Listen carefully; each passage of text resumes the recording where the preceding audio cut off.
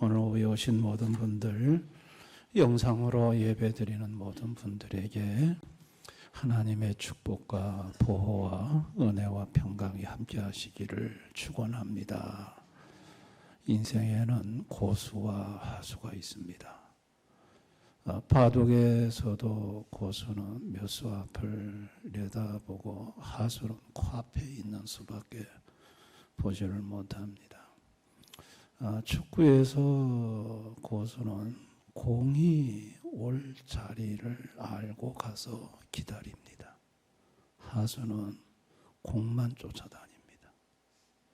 사업에 있어서 고수는 미리 예측을 하고 미리 투자를 합니다. 그러나 하수는 남들이 다 간 길을 뒤쫓아가는 게 하수입니다.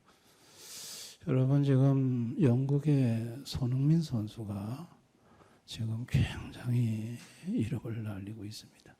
손흥민 선수를 영국의 축구 전문가들이 손흥민 선수는 공을 쫓아다니는 게 아니고 공이 올 곳을 가서 그곳에서 기다리다가 공을 받아서 차는 거예요. 여러분, 독일의 미넨에 가 있는 김민재 선수는 세계적인 수비수로 이름을 날리고 있습니다. 김민재 선수도 공이 올 곳에 가서 기다리다가 공이 오면 딱 그냥 걷어냅니다. 고수들입니다. 고수들입니다. 하수가 고수되는 거, 이거 진짜 피나는 노력이 필요합니다. 그게 별 차이가 아닌데도 하수가 고수되는 거, 이거 굉장한 노력이 있어야 됩니다. 근데 여러분, 고수가 됐는데 하수가 되는 경우가 있습니다. 욕심에 사로잡히면, 아무리 고수라도 욕심에 사로잡힌 사람은 자기가 탐하는 것만 보지 그 다음의 수를 보지 못합니다. 그러니까 욕심이라는 것은 고수를 하수로 만드는 것이지요. 여러분, 오늘 성경에 영적인 고수를 하나 소개하고 있습니다. 그분이 사도 요한이에요. 자, 요한복음 1장 16절을 한번 봅니다. 우리가 다 그의 충만한 데서 받으니 은혜 위에 은혜로라 그러죠. 여러분, 은혜 위에 은혜다. 이 말을 우리가 양적인 개념으로 보면 충만이고요. 질서적인 개념으로 보면 은혜 위에 또 다른 은혜가 있다는 거예요. 은혜 위에 또 다른 은혜. 그러면 사도 요한이 본 은혜는 뭘까요? 요한복음 1장에서 예수님이죠. 태초부터 계신 말씀이신 하나님, 창조주이시고 생명이시고 육신으로 이 땅에 오신 그 예수님이 은혜가 충만하신 사도 요한에게 있어서의 은혜는 예수입니다. 예수예요. 그런데 이 예수님을 은혜로 보지 못하는 사람들이 있습니다. 죄로 타락한 인생들이죠. 여러분, 인간은요, 죄가 들어오면서 하나님의 은혜를 보거나 알 수 있는 모든 초자연적인 은사가 완전 소멸이 됐습니다. 인간은 하나님의 은혜를 못 봅니다. 그 어떤 인간도 하나님의 은혜를 볼 수가 없습니다. 죄로 망가진 인생은, 또 전에도 인간의 죄로 부패한 영혼은 극한 이기심에 사로잡혀서 하나님의 은혜를 보는 게 아니라 자기한테 얼마나 유익이 될까, 손해가 될까만을 보지 하나님의 은혜를 보지 못합니다. 죄 아래 있는 모든 인생은 다 그렇습니다. 근데 여러분, 이 죄 아래 있는 인생들은 은혜에 있어서 영적인 소경인데, 우리 마태복음 13장 15절 한번 다 같이 읽어봅니다. 시작. 이 백성들의 마음이 완악해져서 그 귀는 듣기에 둔하고 눈은 감았으니 이는 눈으로 보고 귀로 듣고 마음으로 깨달아 돌이켜 내게 고침을 받을까 두려움이라 하였더라. 보세요. 듣기도 둔하고 눈을 감았다.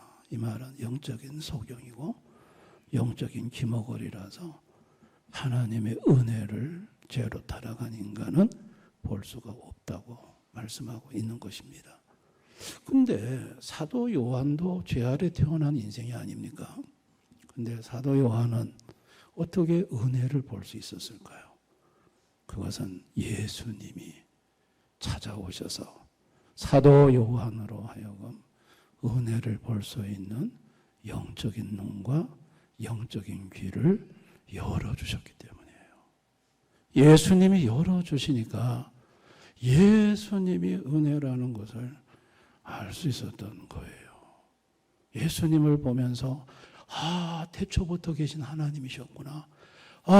저분이 천지를 창조하셨구나. 저분이 생명이시구나.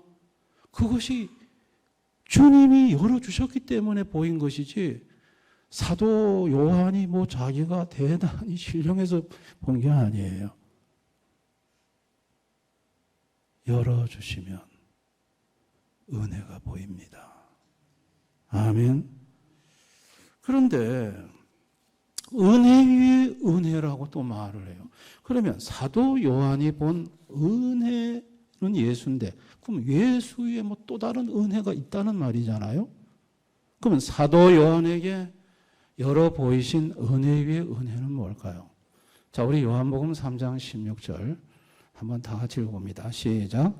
하나님이 세상을 이처럼 사랑하사 독생자를 주셨으니 이는 그를 믿는 자마다 멸망하지 않고 영생을 얻게 하려 하심이라.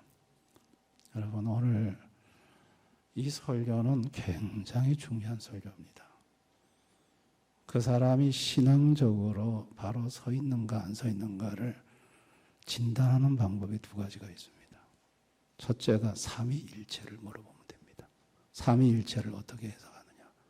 두 번째가 이 요한복음 3장 16절을 어떻게 해석하냐를 보면 이 사람이 신앙적으로 반듯하게 서 있는 사람인지 아닌지를 알 수가 있습니다. 자, 오늘 요한복음 3장 16절 굉장히 중요한 구절입니다. 자, 하나님이 세상을 이처럼 사랑하사 언제요? 언제 이 사랑이 시작됐을까요? 영원에서입니다. 영원에서.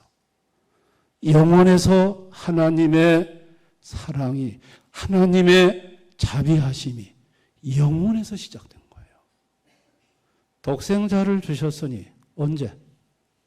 이건 시간 안에서 일어난 일이에요. 그렇죠. 독생자를 주신 거는 시간 안에서 일어난 일이죠. 그를 믿는 자마다 할 때 믿음은 그것도 시간 안에서 일어난 일이죠.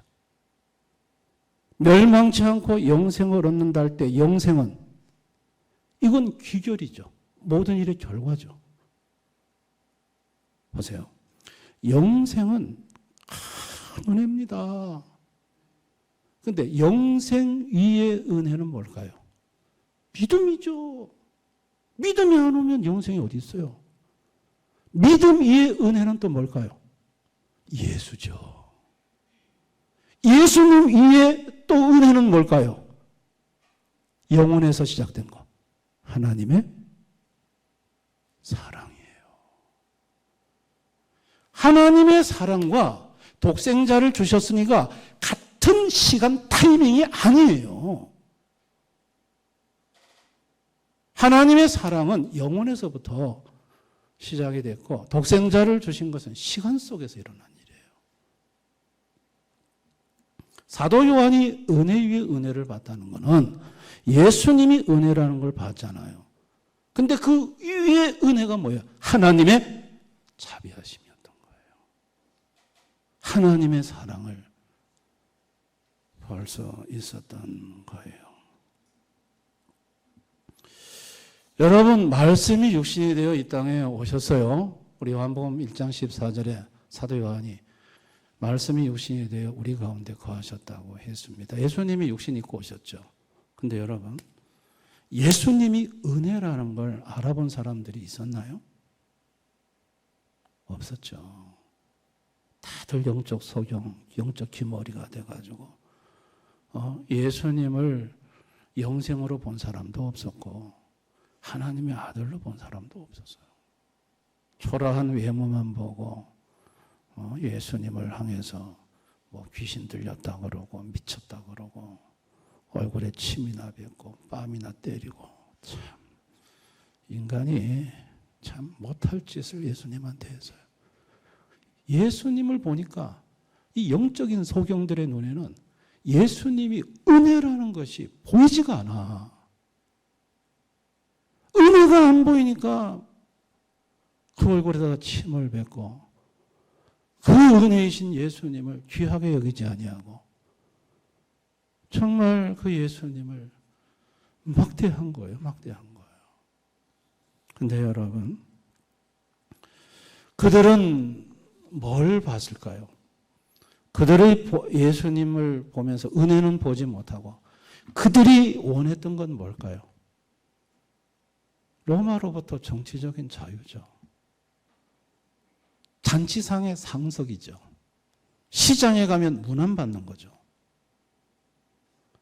은혜는 보지 않고 전부 다 자기들 손앞에 떨어진, 코앞에 떨어진 눈에 현실적인 이익만을 추구했고, 은혜를 모르니까 그저 현세적인,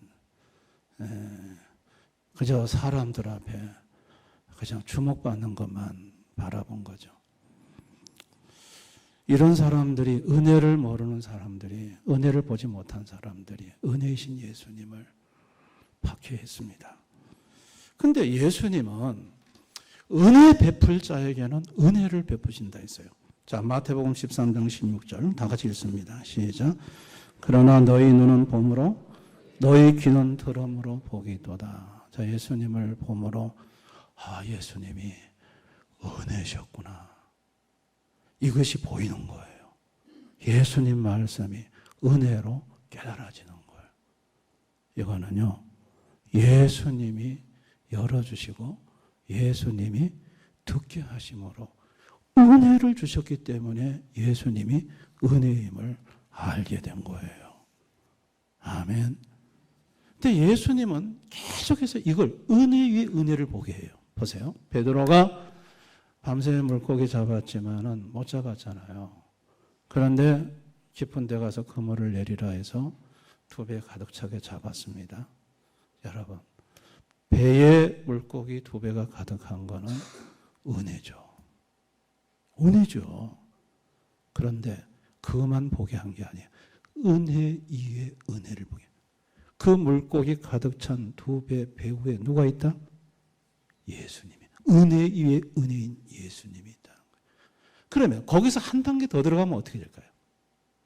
하나님의 자비하심이 있는 거예요. 예수라는 그 안에 한 단계 더 깊이 들어가면 베드로를 향한 하나님의 사랑이, 하나님의 자비하심이 거기 있는 거죠. 오병이의 기적도 마찬가지고요. 병을 치료하는 모든 사건의 속에도 은혜죠. 근데 그 은혜의 은혜는 예수님이고, 또 그 이외의 은혜는 하나님의 자비하심이에요. 하나님의 자비하심이에요. 은혜가 뭘까요? 은혜가 영생이죠. 천국 가는 거 이거 보통 은혜 아닙니다. 은혜가 뭘까요? 믿음이죠. 믿음 없는 인간은 천국 못 가요.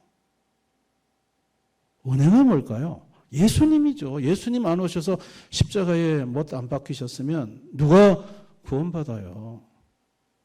은혜가 뭘까요? 하나님의 자비하심이죠. 하나님의 자비하심이 없으면 독생자 보낼 이유가 없죠. 이게 다 은혜예요. 아멘. 은혜 이외에 은혜가 있다는 얘기예요. 하나님 아버지는요, 최고의 은혜를 보게 하고자 하는 거예요.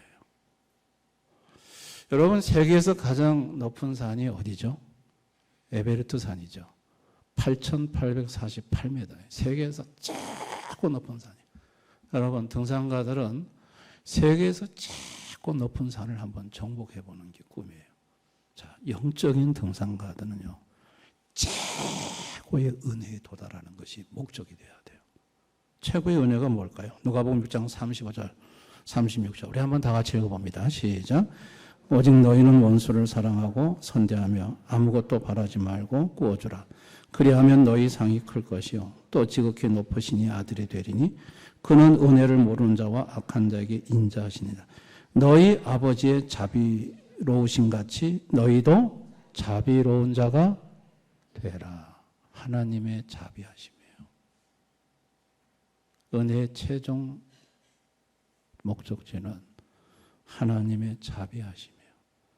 우리 성도들이 최종 도달해야 될 은혜의 종착지는 하나님의 자비하심이에요.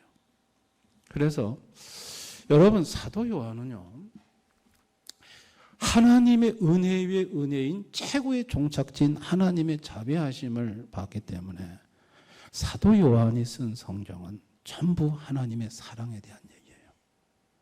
하나님 자비하심에 대한 얘기예요. 우리 요한일서 4장 8절 10절 한번 다 같이 읽어볼까요? 시작. 사랑하지 아니하는 자는 하나님을 알지 못하나니 이는 하나님은 사랑이심이라. 하나님의 사랑이 우리에게 이렇게 나타난 바 되었으니 하나님이 자기의 독생자를 세상에 보내심은 그로 말미암아 우리를 살리려 하심이라. 사랑은 여기 있으니 우리가 하나님을 사랑한 것이 아니요 하나님이 우리를 사랑하사 우리 죄를 속하기 위하여 화목제물로 그 아들을 보내셨습니다. 자, 아들 예수를 이 땅에 보내시는데 사도 요한은 하나님은 사랑이셨고 그 사랑이 이 모든 일을 하게 했다는 걸 말하고 있어요. 그러니까 하나님의 자비하심, 하나님의 사랑을 사도 요한은 보고 있어요. 요한 사도는 12사도 중에 유일하게 순교하지 않은 사도입니다. 그가 한 AD 90년경에 반모섬으로 유배를 갔죠. 여러분, 그 반모섬은 정치적, 종교적 이 죄인들이 가는 곳이고 생지옥이라고 그래요. 채석장이 있는데 지금도 돌켜는 채석장이 있답니다. 강제 노동을 하는 곳이죠. 들어가면 살아나올 수 없는 곳인데 반모섬에 가서 사도 요한은 요한계시록을 썼어요. 여러분, 요한계시록은 어떤 내용이죠? 천국을 보여준 내용이에요. 그리고 하나님의 자녀를 괴롭힌 인간들을 다 하나님이 멸망시키겠다는 내용이에요. 하나님의 자녀들에게 구원을 베풀고 아름다운 천국을 보여주는 그 가장 열악한 환경 속에서 사도 요한은 뭘 봤죠? 하나님의 자비하심을 본 거예요. 그 하나님의 자비하심으로 반모섬의 생활을 이겨낼 수가 있었던 거죠. 여러분, 하나님의 자비하심을 모르는 인생들은요, 영생이 있는지도 모릅니다. 죽음이 두렵습니다. 믿음이 없으니까 늘 걱정, 근심이 가득해요. 믿고 맡길 데가 없어요. 그렇죠? 예수님이 안 계시니까 찾아갈 대상도 없어요. 그리고 하나님의 자비하심을 모르니까 눈앞에 일어난 모든 안 좋은 일들은 전부 다 재앙이에요. 그 속에 하나님의 자비하심을 못 봐요. 생지옥이 다 없어요. 불쌍한 인생들이에요.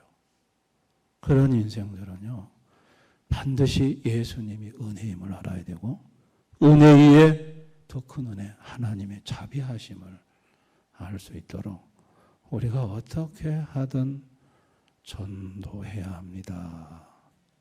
아멘. 전도해야 됩니다. 전도해야 됩니다. 은혜를 볼 줄 아는 사람이 성도죠. 성도는요, 영생이 은혜, 믿음이 은혜, 예수가 은혜, 하나님의 자비하심이 최고 큰 은혜, 이거 아는 사람들이 성도예요.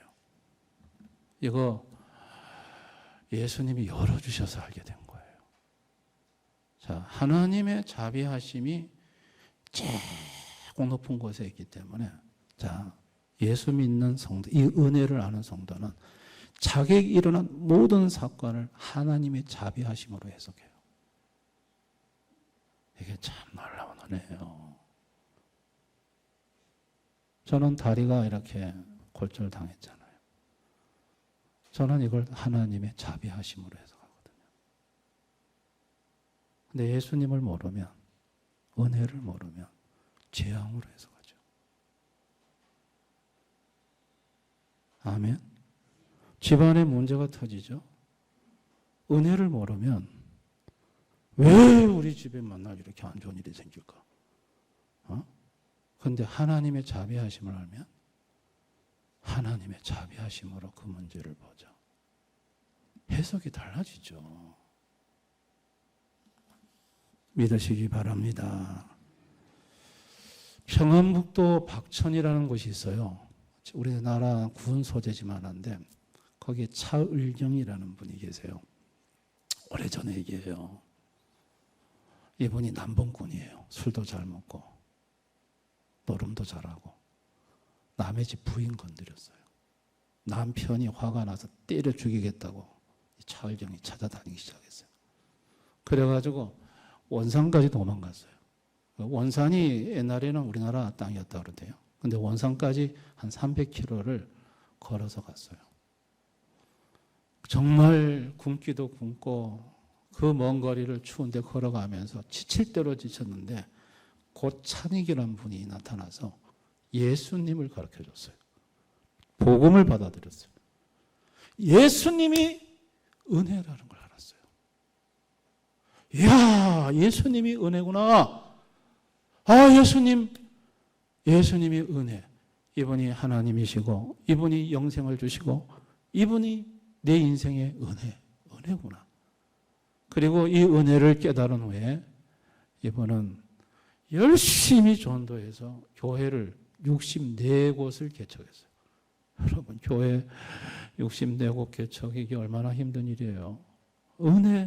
받은 은혜를 어떻게 하면 갚을까 하고 전도를 한 거죠. 그 당시에 마구레 선교사님이 너무 열심히 전도하는 이 차을경 씨를 평양신학교에 보냈어요. 그리고 결혼시켜가지고 자식이 스라에 4명이 있었어요. 평양신학교 2학년 재학 중에 몸에 병이 왔어요. 그리고 숨을 거두게 됐어요. 그때 마구레 선교사님이 차을경 씨한테 나한테 뭐 부탁할 것이 없느냐 이렇게 물었어요. 근데 자녀들을 부탁하면 마구레 선교사님이 자녀들을 다 키워주려고 물었어요. 근데 차을경 씨는 그걸 알면서도 하나님이 내 자녀들을 책임져 주십니다. 하나님의 자비하심이 내 자녀들을 보살펴 줍니다. 선교사님, 걱정하지 마세요. 그리고 숨을 거뒀어요. 선교사님은요, 너무 큰 감동을 받았어요. 자기한테 부탁한 게 아니고 하나님의 자비하심에다가 내 자녀를 부탁한 거예요. 선교사님은 내 자녀를 다 키워서 결혼까지 시켰어요. 공부까지 다 시켰어요. 차을경 씨가 부탁한 게 아니라 자비하신 하나님이 자기한테 이 내 자녀 책임지라고 하신 거예요. 보세요. 인생을 살다가 예수님이 은혜라는 걸 알았어요. 그 예수님 이외에 더 큰 은혜, 하나님의 자비하심을 알았어요. 하나님의 자비하심을 아는 사람은 죽음 앞에서도 두렵지 않습니다. 아멘. 어린 자녀들을 놔두고 가도 하나님의 자비하심이 내 자녀를 책임져 줄 거라는 걸 믿기 때문에 걱정하지 않습니다. 아멘. 하나님의 자비하심을 안다는 것이 이게 얼마나 얼마나 큰 축복인지 모릅니다. 믿으시기 바랍니다. 나는 어떤가? 나는 하나님의 은혜를 보는 자인가? 우리 사도행전 11장 21, 23절 다 같이 한번 읽어봅니다. 시작. 예루살렘 교회가 이 사람들의 소문을 듣고 바나바를 안디옥까지 보내니 그가 이르되 하나님의 은혜를 보고 기뻐하여 모든 사람에게 굳건한 믿음으로 주와 함께 머물러 있으라. 하나님의 은혜를 뭐 했다? 받았다고 그랬어요. 바나바는 하나님의 은혜를 받았다고 그랬어요.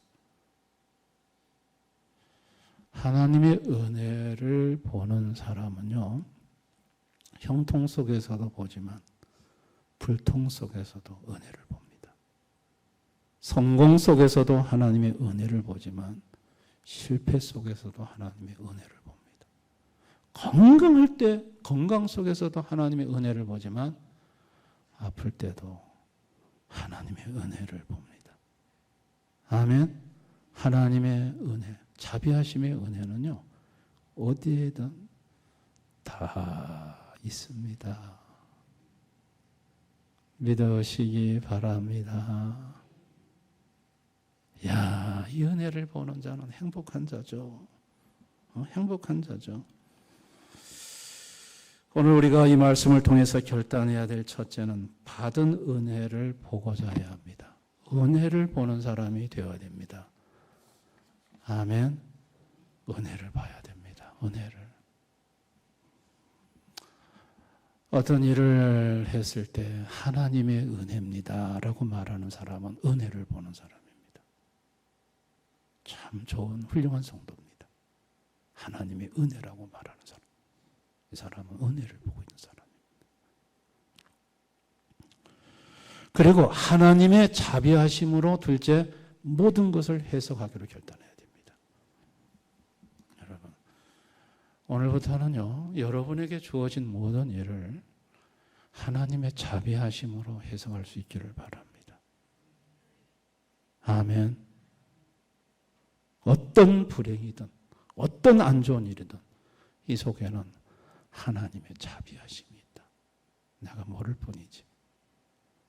여러분, 그렇게 생각하시면 은혜를 보고 하나님의 자비하심을 보면 여러분들은 은혜의 고수가 되는 것입니다. 아멘. 은혜의 하수가 아니라 은혜의 고수가 되는 것입니다. 은혜의 고수.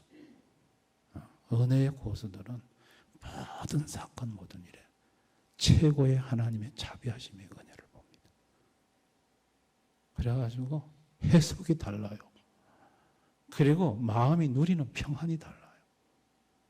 그리고 나중에 그 은혜를 경험하는 삶이 달라요.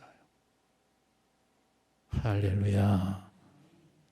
우리 대연의 모든 성도님들은 은혜의 하수가 아니라 은혜의 고수가 다 되시기를 주님의 이름으로 축원합니다. 오늘 말씀을 생각하면서 우리 한번 기도하겠습니다. 나는 어떤 사람인가? 은혜가 보이는가?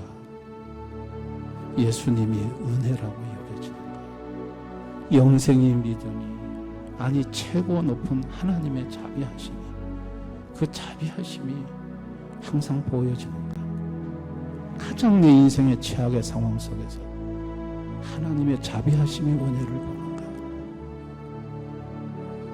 내가 나의 은혜의 수준은 고수인가 하수인가? 한번 자신을 돌아보면서 주여, 내가 이제부터 은혜를 보기 원합니다. 하나님의 자비하심으로 모든 것을 해석하기 원합니다. 하며 기도하면서 지금 여러분 삶 속에 와진 힘든 역경과 어려움을 은혜로 하나님의 자비하심으로 보고 해석하고 주님 앞에 고백하고 기도하는 시간 가졌으면 좋겠습니다. 우리 한번 이 시간 다 같이 통성으로 간절히 기도하겠습니다. 아버지 하나님, 아버지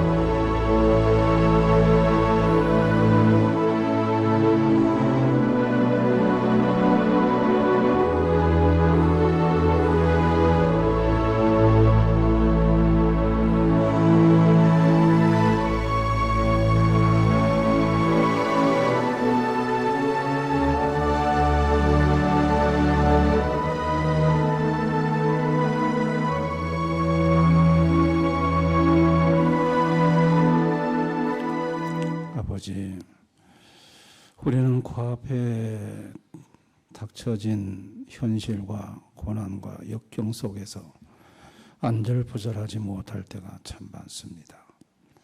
주님, 우리는 하나님의 자비하심의 은혜를 보기 원합니다. 나의 삶 속에 주어진 모든 삶의 다양한 형태 속에서 그 모든 것을 하나님의 자비하심으로 해석할 수 있는 은혜, 최고의 은혜, 우리 대원의 성도들이 보게 하시고 누리게 해주시기를 원합니다.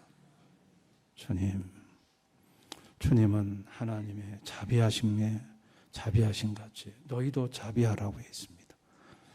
아버지, 지금 내 삶에 가장 힘든 역경이라도 그 속엔 하나님의 큰 사랑이 들어 있습니다. 그 사랑을 보게 하시고 감사할 수 있게 해주시기를 원합니다. 예수님 이름으로 기도드리옵나이다. 아멘.